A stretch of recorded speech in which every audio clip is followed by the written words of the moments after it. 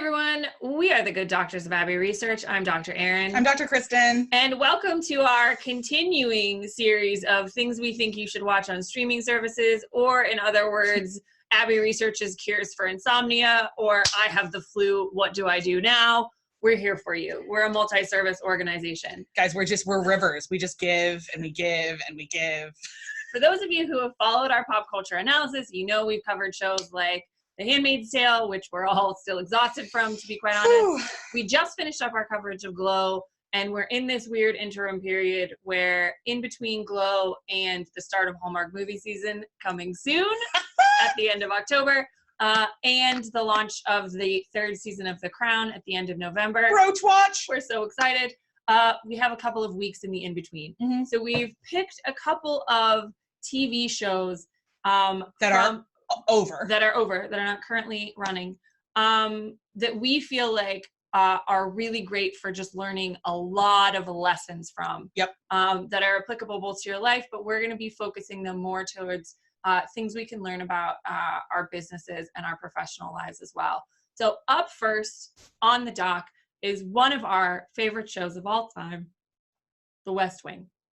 Now, regardless of your particular political persuasion, we're not going to be getting into the politics of what the West Wing represented or the administration that was portrayed on the show. We're going to be talking about the people, because at the core of what the West Wing is, it is a fantastic story about the lives of these people, their past lives, and what they brought to their work environment, which just so happened to be a presidential administration, but really could have been any work environment. And that is what still lingers with us to this day, a good decade and a half after the show went off the air. We're almost 20 years. Yeah, was the characters and the people and the stories that happened.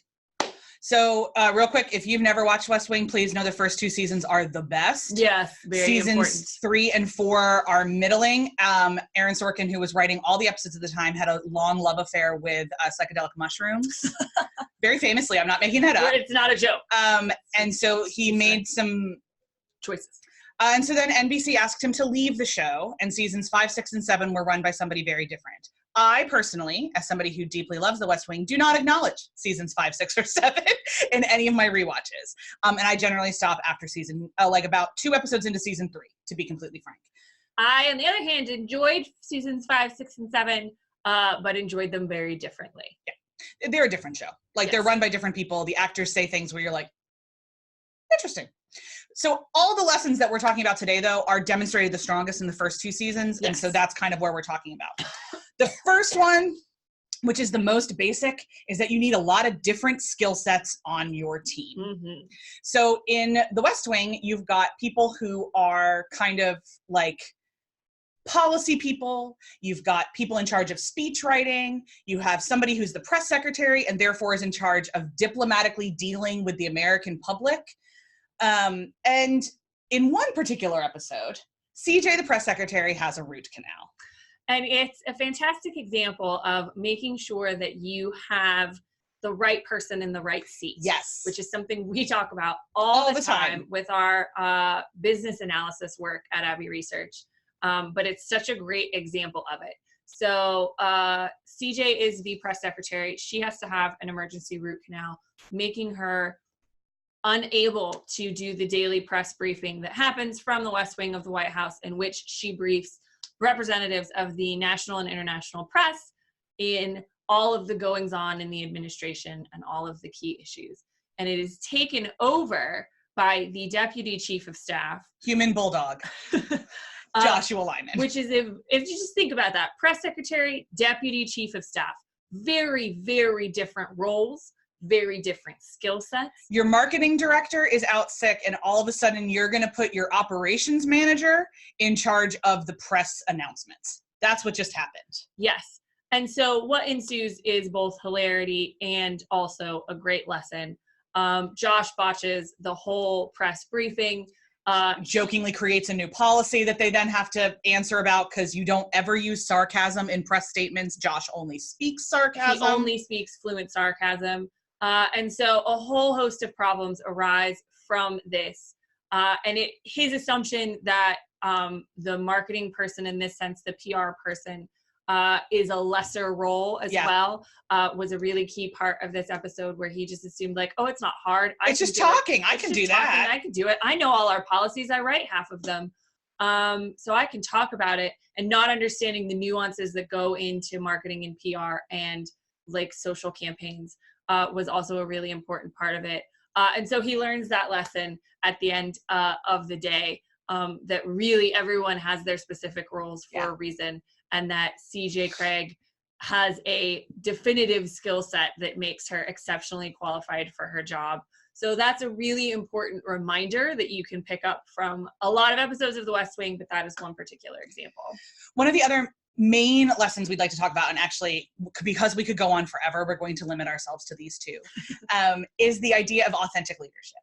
So when we meet the Bartlett administration, they are about halfway through their first term, and we are told that they're generally ineffective, that nothing's really happening. They're not like a laughing stock of the world or anything, but they're really mediocre. And through most of the first season, it's trying to figure out why. And we don't know why Jed Bartlett, who is played by Martin Sheen, ran for president. We don't know how any of these people meet each other. Like, there's a lot of questions. You were starting out like in the middle of a conversation. In the middle of a conversation. Thankfully, we go back and we learn the beginnings of the conversation, which is what makes the show so rich, to be completely frank. But at this episode I'm talking about, which is episode like 18, 19, somewhere around there of season 1, it's called Let Bartlett Be Bartlett. And we find out that Bartlett's chief of staff, who is Leo McGarry, played by the incredible and late John Maloney, and that, no, not John Maloney. Spencer. John Spencer, thank you. John Maloney was that character in The American President. So Aaron Sorkin wrote a lot of the same story over and over again. And hired very similar white men. He like has a repertory company. So anyway. John Spencer, the late John Spencer, they have been best friends for like ever. Leo McGarry has also been in politics forever. He was Secretary of Labor in a previous administration, which is a cabinet position. And he is the one who got Jed to run for president. And we find out in this episode, it is because Leo saw something in Jed that was special.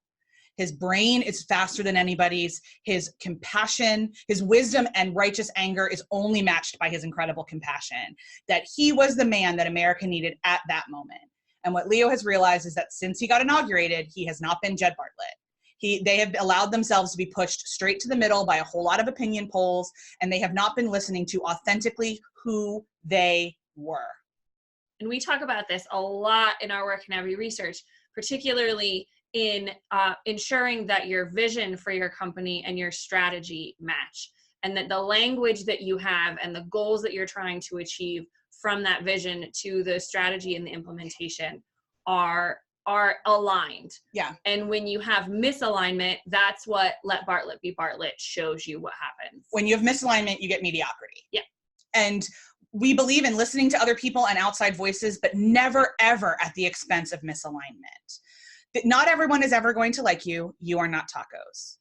So that was largely Leo's lesson. And essentially what he said is, if we're going to make mistakes, I want us running full throttle into a wall until the wall kills us. I don't want us dipping our toe into anything. I want us bold and making decisions, because that's who this administration is. That's the campaign we ran. And we can be this way. And he writes on a napkin, Let Bartlett Be Bartlett. And that's he writes it on a piece of paper, but it's a harking back to a napkin. And it becomes one of the main touchstones for the rest of the series, is we have to let Bartlett be Bartlett. So the other kind of side small lesson in that is that you probably have a Bartlett in your organization. They're probably the president. They're probably the visionary. They're the one that got all of you on board in some way, shape, or form. They're the entrepreneur. They're the person that you believe in. And if you are that person, please also recognize your responsibility in being that person. You have to remain authentic to yourself, because everybody else is helping execute your vision. So you have to know what your vision is, and you have to be comfortable in that, which also means, and this is something that Jed learns later, you have to kind of know when to shut out the outside voices and know when to trust your gut. So those are kind of our biggest lessons. Make sure that you have the right people in the right seat. Yep. Make sure that your messaging matches so that you don't have a mediocre out product. Hire people that are real good at their jobs and trust them to do them. and always laugh.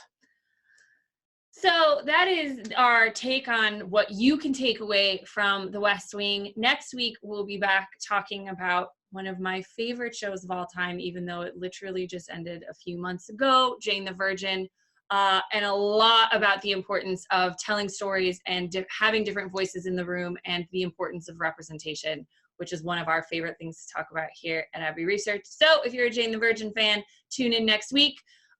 We'll have another sort of in-between video after that, and then we'll be back with some Hallmark movies at the end of the month. So for now, we're the Good Doctors of Abbey Research. I'm Dr. Erin. I'm Dr. Kristen. And we will see you next time. Bye. Bye.